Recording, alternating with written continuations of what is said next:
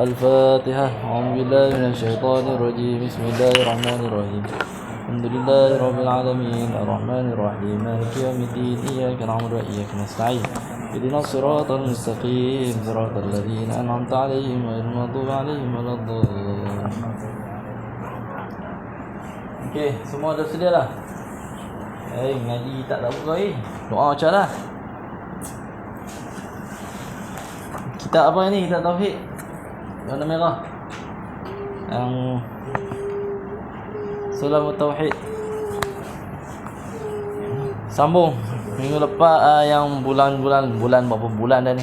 10 bulan 5. Sampai mana? Musuh 15. Wahdaniyah artinya satu. Wadaniyah.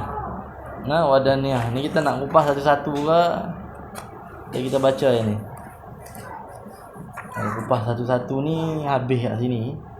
Kat sini dia bagi tahu dah ni. Kat dalam ni dia jelas satu-satu.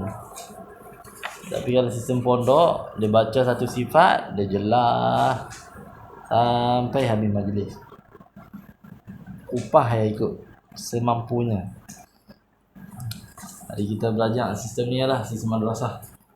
Baca dulu sebab dia buat keterangan asing yang ni dia buat macam tajuk. Nanti dia punya keterangan dekat belakang, dia kupas satu-satu. Sifat wajib bagi Allah Taala secara tafsili, yakni secara terperinci, dihurai satu-satu, semua sekali ada 20. Di atas qaul yang masyhur. Kita ulang balik, kalau orang tanya sifat 20, sifat Allah tu sebenarnya bukan 20. Tak terbatas. Tidak terbatas, la hasar. Tidak ada had.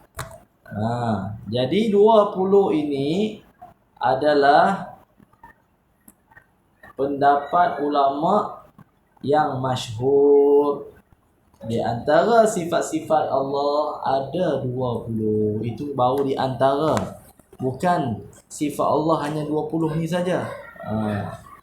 Jadi cara untuk kita nak kenal Allah, kita tak boleh kenal secara zat.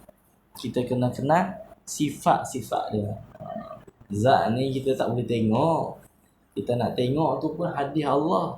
Ada orang boleh tengok setiap minit, tergantung amalan. Ada orang tengok boleh setiap minggu. Ada yang tengok sebulan sekali. Ada yang tengok seumur hidup sekali.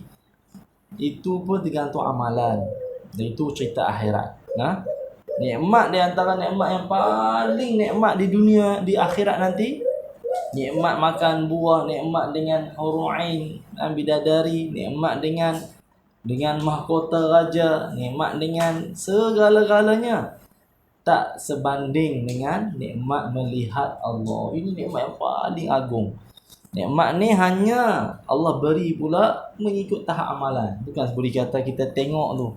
Itu ada ulama katakan sekali Allah Ta'ala buka hijab, congak melihat Allah tu, bukan sekelip, tak berkelip, sebanyak 7,000 tahun.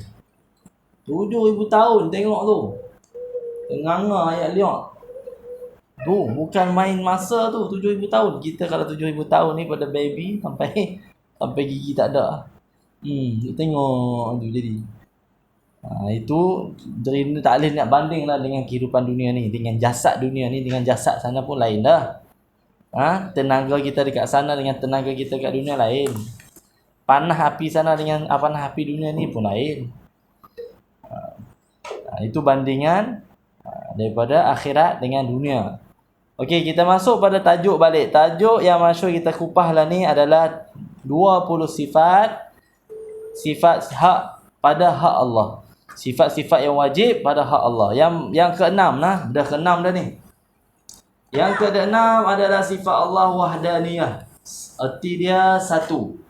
Maksud satu di sini, satu yang tidak boleh dibahagi. Kalau kita kata 1 bagi 2 artinya setengah. Itu pun kata ulama, satu ni pun tak sesuai. Sebenarnya tak layak untuk kita katakan Allah satu. Sebab dia masih boleh, otak kita boleh berkotak-katik lagi. Betul tak? Satu ni otak kita boleh berjalan lagi. Mungkin setengah. Setengah tambah setengah, satu juga. Kalau orang yang tak ada basic dalam tauhid, dia akan berfikir macam tu. Jadi ada ulama mengatakan yang paling sahih ataupun yang paling elok untuk dikatakan adalah Allah Maha Esa. Esa ni tak ada bandingan, otak kita pun tak ada kata boleh bagi. Dan otak kita pun boleh terima semua. Langsung pada mifat yang ketujuh. Kupas nanti kita kupas dekat sini. Pengarang kitab ni dia dah jelas dah satu persatu. Cuma mengikut tahap bertahap. Jadi kita baca ya dulu. Sifat yang ketujuh, qudrat. Qudrat artinya kuasa. Kuasa maksud di sini bukanlah seperti mana kita boleh banding dengan kuasa tangan kita. Contoh kekuatan tangan kita boleh genggam. Dengan kekuatan genggam ni, kalau kita hentam dinding boleh retak. Kekuatan tu tak boleh kita sama dengan kekuatan Allah. Bahkan sebelum terciptanya dunia ni, Allah sudah berkuasa dah.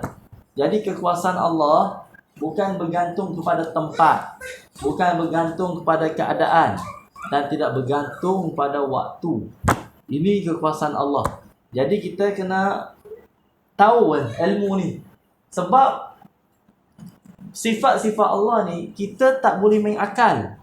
Kalau kita kata main akal ni pun itu belum yang sebenar-benarnya. Jadi kuasanya Allah adalah kuasa yang daripada azali lagi. Sebelum kita manusia ni mengenal bahasa Melayu KUASA, sebelum kita kenal huruf lagi, Allah dah berkuasa dah. Ini kuasa yang digunakan dalam bahasa Melayu. Kalau bahasa Arab, qudrat. Kalau bahasa Inggeris, power. Lagi, semua itu adalah dialih dalam bahasa. Tapi yang dimaksudkan kuasa di sini bukan bahasa. Itu sejenis kekuatan yang kita tak boleh guna otak. Dan tak boleh kita bandingkan dengan apa yang kita nampak. Itu kata ulama, lagi kita tak kenal lagi kita mengenal Allah, lagi kita tak kenal siapa sebenarnya Allah. Faham tak perkataan tu? Nampak ni?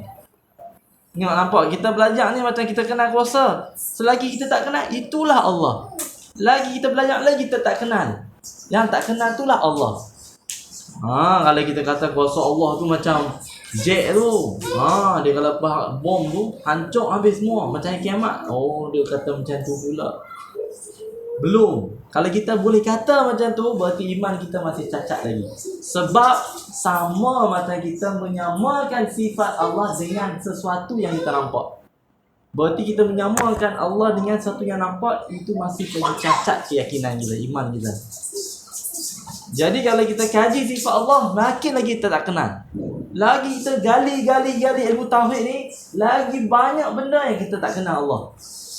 Sampai tahap tu. Macam kita kata kuasa. Kuasa ni kalau kita fikir balik, dari perkataan kuasa wujud ni, Allah dah berkuasa dah. Pelik tak?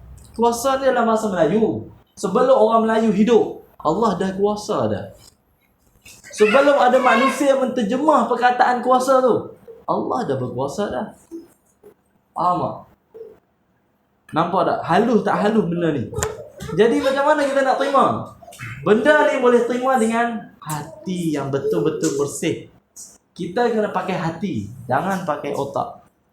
Al-Quran sebagai dalil nakli, nama dia, dalil yang meyakinkan lagi. Innallaha ala kulli syai'in qadir. Sesungguhnya Allah Ta'ala itu berkuasa ke atas segala-galanya sesuatu. Itu tanda dalil nakli. Dalil akal pula kita fikir. Betul. Sebelum dunia ni ada, siapa yang ada kat dunia ni? Dunia, bumi semua tak ada lagi. Siapa yang ada? Kalau bukan Allah. Lepas tu kita pula diadakan, diwujudkan. Tiba-tiba bumi wujud. Yang cantum bumi, yang bentuk bumi siapa? Kalau itu bukan nama dia Qudratullah. Kekuasaan Allah yang tak boleh ada banding dengan. Faham tak? Itu kalau kupas pondok tu, kalau kupas lagi. Agak. Dukung. Okey. Sifat iradat pula. Iradat ni sebenarnya gandingan dengan kudrat. Biasanya dia bersatu. Kalau kita kata ada kuasa, adalah kehendak. Jadi kehendak Allah ni, kalau kita nak buat bahasa dia, kita ambil dalam bahasa yang selalu kita guna sebelum ni, bahasa tasawuf sikit. Dalam tasawuf dia apa dia? Apabila kita berancang sesuatu, kita rancang sesuatu, kata nak pi kuah. Itu kehendak kita nak pi kuah. Tapi sebenarnya iradat Allah, kehendak Allah yang Allah nak pada kita adalah kita kena pergi hospital. Kita rancang ni, ada minggu-minggu ni, hari Jumaat, kita semua jom. Kita pergi shopping barang-barang basah. Tidak bilion. Lepas tu, bila kita sampai saja hari Jumaat, kita dah nak pergi bilion.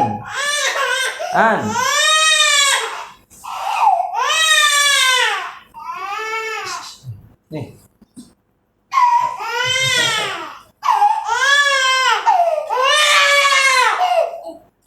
Kita nak pergi bilion. Tapi bila sampai Jumaat, tujuan kita sebenarnya memang betul. Nak pergi bilion, nak beli barang basah, nak beli barang shopping. Tetapi sebenarnya rancangan kita belum sama dengan tulisan yang Allah telah tetapkan di Lauh Mahfuz, iaitu keputusan Allah kita mesti hari Jumaat sampai ke hospital dulu disebabkan anak kita demam. Jadi di sini nampak tak bahasa di sini? Ini benar, saya pernah buat, pernah cakap dah benda ni. Kita boleh manusia merancang sesuatu, tetapi ingat, apa yang terjadi dalam rancangan kita itu adalah bersamaan dengan kehendak Allah. Faham? Jadi dalam rancangan kita, kalau satu rancangan kita terjadi, ingat, kehendak Allah sama dengan rancangan kita. Di antara rancangan kita dengan kehendak Allah, apa yang kita nak yakini? Mesti kita akan kata rancangan kita adalah berbetulan dengan kehendak Allah. Yang terjadi sekarang ni, di saat ni, adalah kehendak Allah bertepatan dengan rancangan kita. Macam tu lah juga. Kadang-kadang kita nak tengok lawan dia macam tadi. Kita rancang nak pergi keluar, tapi kehendak Allah pergi ke hospital. Maka di sini mana yang menang? Yang menang apa dia? Kehendak Allah tu lebih menang. Ini selalu kalau terjadi kat kita kena mainkan dalam diri kita qada. Ketentuan baik, ketentuan buruk, pasti semua daripada Allah. Jadi dalam keyakinan ni, kita kena faham iradat ataupun kehendak Allah bukanlah satu kehendak yang baru. Faham tak? Contoh kita kata nak pergi kuah. Aku esok nak pergi kuah. Allah Ta'ala pun berkehendak sama dengan kita. Kita kata Allah baru berkehendak.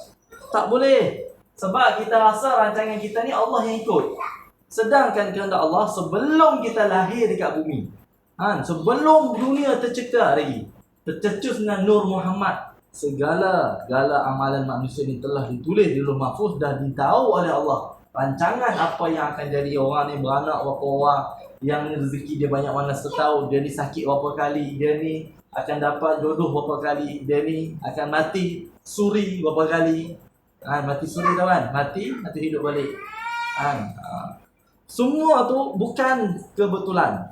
Memang betul-betul kehendak Allah sebelum ada ni dunia ni lagi. Yang ni yang kita kena pegang. Selagi kita belajar benda ni, lagi kita gali benda ni, lagi pening. Tu kadang-kadang orang mengaji tauhid ni kira nak mengantuk. Sebab otak dia tak ada pi. Dia memori full. Bukan full, memori dia short. Dia short, dia tak jalan. Jadi dalam tauhid ni, yang penting sekali, nombor satu, kita teringin nak mengaji tu penting. Yang kedua, faham tak faham, duduk. Macam saya dulu pernah ngaji dengan Tok Guru Haji Saleh, duduk majlis minggu sekali, hari Sabtu dekat Gunung Riang. Kami duduk pergi dengan motor, naik motor dengan ustaz kita, budak duduk belakang. Macam musni juga, kurang jalan ustaz bawa dulu. Bawa kitab empik, ustaz dah beli. Tulis sekejap, dia sengak, sengguk. Dia tengok, habis dah. Habis dah, jom ustaz bawa pergi. Keluar tu, ustaz bawa pergi kedai roti canai. Makan roti canai. Ingat yang tu lah. Roti canai tu lah sedap. Tapi hikmah dia, Kita duk mengaji ngantuk. Lah baru nampak rupanya hok yang masuk tu kita tak faham, disimpan. Otak kita ni simpan. Lah ni baru kita nampak, lah hok ni macam aku pernah dengar. Hasan macam pernah dengar. Memanglah pernah dengar, dulu kita pernah mengaji. Cuma waktu tu kita tak terbuka lagi. Orang panggil tak buka lagi pintu ilmu. Jadi kita tak boleh nak, orang kata apa, nak cerita kat orang. Cuma tu orang cerita kat kita faham. Tapi tak ada nak cerita kat orang lagi. Sebab dia tak putus lagi, tak buka kunci lagi.